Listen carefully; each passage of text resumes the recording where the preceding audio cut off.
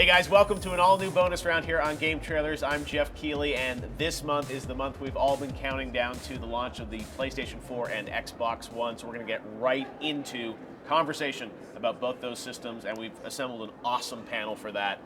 The first bonus round in 2006 started with two of our guests, Michael Pachter and Jason Rubin. Great to have you guys. Long time ago. A long time ago, we were debating the PlayStation 3 launch, so we thought we'd bring you guys back. I remember 2006 because you were in your 20s, you were in your 30s, and I was still in my 50s. Okay. I don't get it. I don't understand that. But you weren't the internet legend that you are today. Exactly. It was a $600 PlayStation 3 launch, remember? That's $599. $599. So we were talking about something that thankfully we won't have to talk about again today. Exactly.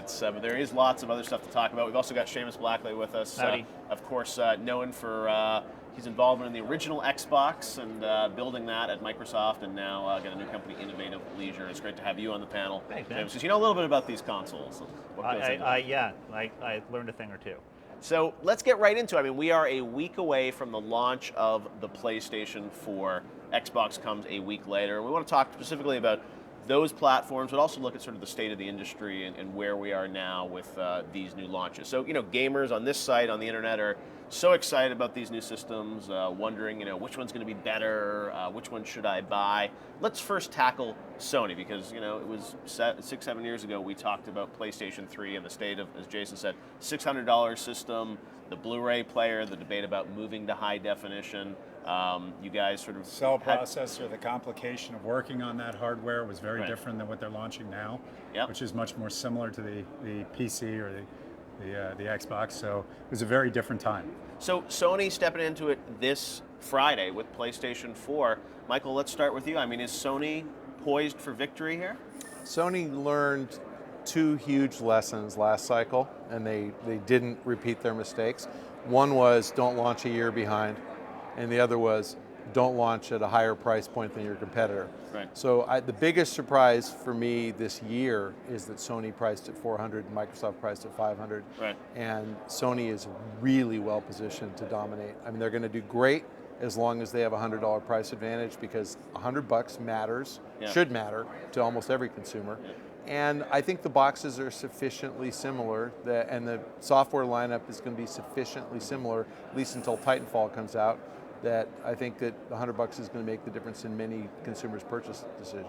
But Jason, let me ask you from perspective of a developer and a gamer, is the leap going to be enough? Because I talk to a lot of gamers now that say, hey, a lot of the big games I want to play this year, Assassin's, Call of Duty, I can play them on my Xbox or my PlayStation 3. There's some cool new games, but we're not going from standard definition to high definition. Many years ago, you gave a talk about the diminishing returns of graphics. Right. Do you think, is the leap there? Are you feeling it, that people are going to want to upgrade this year?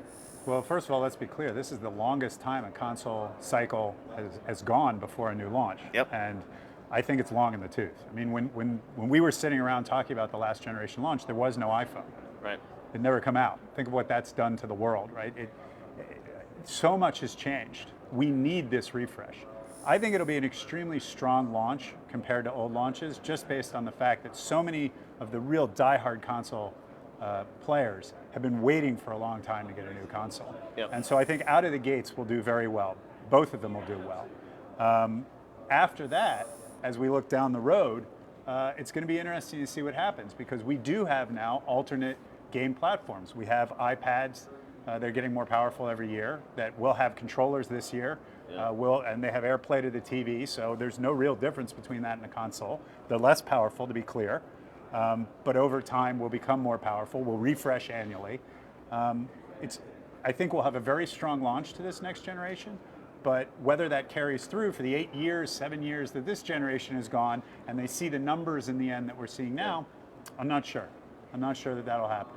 No, and that's an interesting point. Seamus, building the Xbox, the idea of kind of building one system that sort of is this standard for a number of years, that sort of everyone programs to and gets better at, the games get better over time. Do you think, are we going to see that this generation, or are we going to move more towards like a cell phone model where they're going to be, gradual upgrades? You have things like Valve talking about the Steam box. We're going to be able to sort of change out the hardware as you want. Is the idea of sort of one box that's going to be the same for 6 years, is that an antiquated way of looking at the business? It probably is. I think that the thing that was really clear to me, even in like 1999, was that this was not a technological game. And I think that, you know, the clearest way maybe of looking at tablets and iOS and the explosion of mobile games is to see that it really is true, that the platform doesn't matter. You know, people will play what the best game is, and if the platform is capable of playing that game, then they'll buy the game, and you can make a great business on it. You know, it really is about the content. And you know, I think that everything about the technology follows that as opposed to the other way around. And it's really confusing if you try to frame questions about what's going to happen in the context of technology. Right. Because I don't think consumers really care about that, and only a small percentage of them really even knew what the technology was in the first place. They know what game they want to play. Yeah. And if that plays on an iOS platform, then that's where the business will be. So I think that it's important to look at consoles as a class of gaming, as a genre of gaming, more than as a technology you know, sort of a situation. It's not that, you know, we have to make these, you know, games that push all these technology bars. It's rather that people really want to play games in the living room. You know, you see what happened with Ouya and the response to that and the enthusiasm around these launches. That's not based on if people wanted to see, you know, more technological tricks or, you know, any idea that consumers have about how fast hardware will upgrade and refresh and all of that kind of stuff that we think about. You know, our customers don't think about that. They think about, I want to play an awesome game. Okay, and I think that at the end of the day, you know, from a Sony Microsoft standpoint, as Michael said, the most important lesson that Sony learned was to be responsive in that way. And if they can be responsive in that way and provide that content, they'll do well. But I think anytime you start to think about this like a technology situation, or anytime you try to think about, you know, how technology is going to affect somebody's winning or losing, you get into a, you know, a crazy rat hole situation where nothing makes sense because it's a content business and it's more clear than ever before. The consoles that we're playing now are 7, 8 years old. Right. The tablets that are coming out now and coming out shortly, it won't take long for the chipset to be able to do what 7-year-old consoles can do. Right. We're getting controllers this year. Apple's announced the spec. Android tablets have controllers. We already are able to play on the TV wirelessly from our tablet. Right. If somebody can have a tablet that they already own with a controller projecting on their TV in 2 years, playing PS3 and Xbox 360 quality games, will a number of, not everyone watching this show, because this is the hardest core that wants the absolute best, but will the average person care to spend the extra money on a separate console, or will they simply bring the tablet home, pick up the controller, turn on their TV, and play what are really good racing games already, will be fantastic, what are okay first-person shooters, but they don't have the controller. Once they have the controller, this generation of Call of Duty will be playable at home on your tablet. So 3 years from now, will the people that won't buy at 500, won't buy at 400, now they're looking at 300 or 200, will they simply not buy the console that they would have in the past because they have this tablet? Right. And that's the time where I think this console generation gets in trouble. And what's important, I think, to the hardcore audience, to the esteemed audience of this fine show, is that the technology and the production values that are going to be brought to super high-end console games that we all love are going to be driven by where the customers are. And so if we see the kinds of things that Jason's talking about, which I think he's correct about, if we see devices that are capable of playing that content, that are maybe more ubiquitous, that are multi-purpose, that are around the house anyway, then you're going to start to see investment in content for those devices as opposed to for consoles. And that's really the challenge that Sony and Microsoft have right now, is keeping that content creation economy on their platform. And that's going to be the interesting thing to watch, because where the great games are is where the audience is, and the games that look the best and play the best and have the most innovation, have the most technology, have the most online functionality, that's all going to be where the audience is, and that's driven purely by, you know, where people want to play those games and what devices they work on. Yet, you're predicting, you know, big numbers for. So let me tell you why why you guys are both over right. a lifetime. You guys are both right, and you're both wrong. And I think everything you said is exactly right. I mean, I really do. But I think that in the narrowly defined context of what is a console and what's that market, there were 250 million consoles sold in the last cycle, total, between the Wii and the PS3 and the Xbox 360. There are 2.5 billion internet households, or people on the internet. There are 1.5 billion people with cell phones and soon tablets. So the addressable market for what you're talking about, which is this easy to play mobile game that can be broadcast on your TV, is 2.5 billion people. It's gigantic. So you're right that talent will migrate toward that. That's going to happen. But the market for consoles is a much smaller market, 10% as big as the internet market.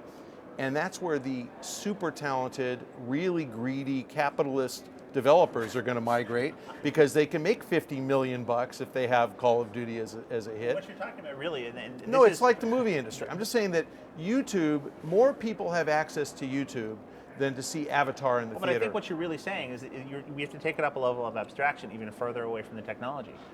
That content is going to show up where there's a business model that supports it. Totally. Okay? Where And if there a is developer an can make more ecosystem money, right? If a developer can make more managed money, so they can make money. if he can make more money with the $2.5 billion addressable market, he's going to. I agree with you. That's why I said you're both right.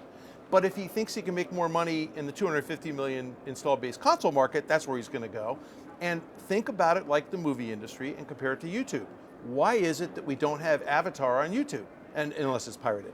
But I mean, the reason we see Avatar in a theater in IMAX 3D is because James Cameron got $200 million to produce it, and that's where he's going to be, because the guys who have the money are going to make sure that whole studio model works. Well, there's a venue differentiation there. You go to a movie theater, you see it with your friends on a big screen, you have the popcorn, it's opening night. But Avatar Avatar made more money on DVD sales and sales in HBO and VOD than it did in the theater, for real. So I'm just saying that the marketplace is going to fragment that way. You're going to still have your console experience, which will be huge, right? And you're going to have your more casual experiences, which are going to get better and better and better and closer to console quality. And the talent's going to kind of bridge the divide and go where the money is. And when the studio model collapses, when the publishers all go out of business, then I agree with you that we're going to do everything on our tablets, but that's going to be bad for everybody. This show will stop existing. There won't be any money. Viacom won't pay your salary. Right. I won't get invited anymore. Right. But I agree with you. And the other thing you said that is absolutely right is we have all observed over the last 30 years that every 5 years there's a console cycle, right. And every 5 years graphics are so much better. So you started this question with, right. Graphics aren't that much better this time, what do we do? But we always kind of forget the 5-year part. And as you said, this has been 7 and 8 years. Why do we buy new cars? We don't buy it because the new one's faster than the old one. Or, and why do we get a new TV? Oh, because it's a 60-inch instead of 55. Who cares? It's the same broadcasting. You buy a new TV and a new car because you're tired of your old one. Right. And as it happens, we change TVs and we change cars about every 7 years. That's the average time people own a car. Guess what? It's time to get a frickin' new console. Right. So I think it's going to be because people are ready, and you said that. What often happens is that someone says something in these panels, and the other person says, what you said is this. Is not, neither one of us, I believe, said anything about this console failing or consoles going away. Said it's time to buy a new one. I said you're absolutely right. It is absolutely time to buy a new one, and I said it will be a stronger launch than we're used to. And you said content's going to migrate to free-to-play mobile stuff, and I agree with that too. No one mentioned when we get play. Well, whatever the model. Sorry. Hold on. Let me clarify what. Whatever the model is, paid down. What I said is the first years will be very strong. If you compare this tablet today to an Xbox One or a PS4, it's night and day difference. But consoles, this 250 million units of consoles that you mentioned, was over 7 years. In the first few years, consoles will be as strong as they ever have been. I agree with you there. What I'm asking is what will happen in the 4th and 5th year, where 4 or 5 Android tablet refreshes from today. Right. And every time we get a new Android tablet, the power goes up incredibly. What happens at that point if the console does not improve, and so what I think happens. The tail end of this generation becomes a big deal. What I think happens is I think you're going to see library content. So I think you're going to see PS1 and PS2 games tons of library on mobile, on PS3. tablet, right, and probably PS3 games. And I think that they'll manage that so it's sort of like Netflix. Netflix doesn't get brand new movies on streaming. They only get stuff that's a year or 2 years old. It'll be windowed, and it's the way the studios preserve their ability to sell new movies. Here's the challenge with that. Tablet games sell in a different fashion and work best in a different fashion, or have shown to, than console games. So simply porting an old console game and charging $49, $39, $29, whatever they decide, may not work. So I do believe new content will come out for these consoles. It will be made for the tablet console. Right. It will be made specifically for them, and it will be impressive and different than what we had on PS2. But is that going to take market share from these consoles? This year, no. 2, 3, 4 years from now, I think you're saying yes, and Patrick, you're saying no, right? There's still going to be that. Market share. This is not a battle of hardware. This is a battle of business models. It expands the market. So the answer is yes, but the market gets bigger. So the point is that 20 years ago, the market consisted only of PC and console, and it was essentially full paid games. You keep on going back to the market, and that's where it is. No, the market was small 20 years ago. Understood, PC and console. The market today is console, mobile, and this broad free-to-play or download 2.5 billion addressable market where it used to be 25 million. So 25 million grew to 250. 250 will probably stay there, and the rest of the market will grow from 400 million people to 2.5 billion people. I think the So what does that mean to the gamers? Does that mean that they're going to the now overall market's going to be significantly bigger. It's going to be dominated by free-to-play, paid download, tablet, mobile games.